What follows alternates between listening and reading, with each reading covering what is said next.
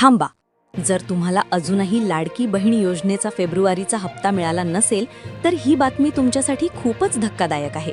कारण काल 31 मार्चपासून हप्त्याचं वितरण पूर्णपणे थांबलेलं आहे. होय, कालपासून एकाही बहिणीच्या खात्यात पैसे जमा झालेले नाहीत. आता मोठा प्रश्न असा, तुमचा हप्ता का थांबला आणि पुढे पैसे मिळणार की नाही? काही छोट्या चुका जसे की डीबीटी इनॅक्टिव्ह, केवायसी अपूर्ण किंवा बँक अकाउंटमध्ये प्रॉब्लेम यामुळे तुमचे पैसे अडकू शकतात. पण काळजी करू नका. या व्हिडिओमध्ये मी तुम्हाला अगदी सोप्या भाषेत सांगणार आहे तुमचा हप्ता का आला नाही आणि लगेच काय केलं तर पैसे परत मिळू शकतात. म्हणून हा व्हिडिओ शेवटपर्यंत नक्की बघा, कारण ही माहिती चुकली तर तुमचं नुकसान होऊ शकतं. हप्ता वितरणाचे आजचे अपडेट. सर्वात महत्त्वाची आणि मोठी बातमी म्हणजे फेब्रुवारीच्या 20व्या हप्त्याचे वितरण काल 31 मार्च रोजी पूर्णपणे थांबलेले आहे. म्हणजेच आज कोणालाही या हप्त्याचे पैसे जमा झालेले नाहीत. 28, 29 आणि 30 मार्च या 3 दिवसांत मोठ्या प्रमाणावर वितरण झाले. विशेषतः काल 31 तारखेला अनेक बहिणींच्या खात्यात पैसे आले. पण आज वितरण थांबल्यामुळे ज्यांना अद्याप हप्ता मिळाला नाही त्यांच्या मनात आता संभ्रम आहे. मग आता हप्ता आला नसेल तर नक्की काय करायचे?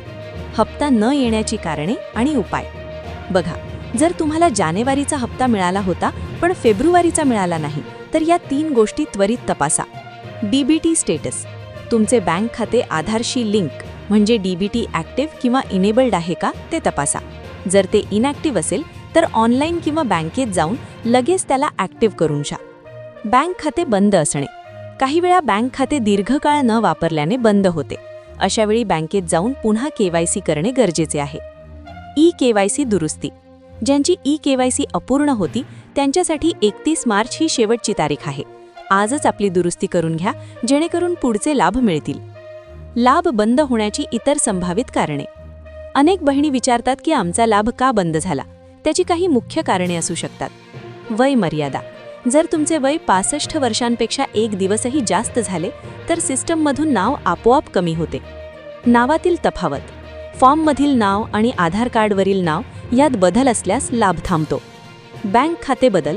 जर तुम्ही जानेवारीनंतर बँक खाते बदलले असेल तर प्रक्रियेमुळे यावेळचा हप्ता राहिला असू शकतो. तर लाडक्या बहिणींनो, ही होती आजची महत्त्वाची अपडेट. आशा आहे की तुम्हाला ही माहिती नक्कीच उपयोगी पडली असेल. जर अजूनही काही शंका असतील तर कमेंटमध्ये नक्की विचारा. मी प्रत्येक कमेंटला उत्तर देण्याचा प्रयत्न करेन. आणि अशीच रोजची ताजी अपडेट सर्वात आधी मिळवण्यासाठी चॅनलला सबस्क्राईब करा आणि बेल आयकॉन नक्की दाबा. व्हिडिओ आवडला असेल तर लाईक आणि शेअर करायला विसरू नका, कारण तुमच्यामुळेच ही माहिती इतर बहिणींपर्यंत पोहोचेल. धन्यवाद. पुढच्या अपडेटमध्ये भेटूया.